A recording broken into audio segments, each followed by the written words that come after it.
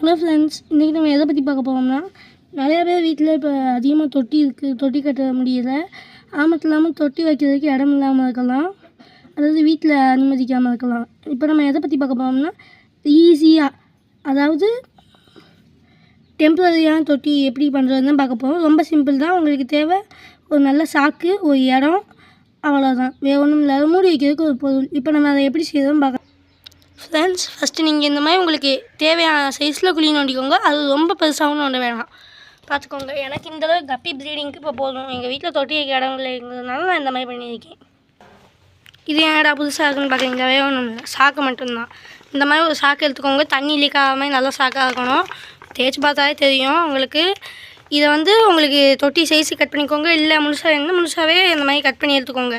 இந்த பக்கத்தை வச்சா நம்மளுக்கு அவ்வளோ அழகாக தெரியாது, அதனால் நம்ம இப்படி வைப்போம். இதை இப்படி எடுத்து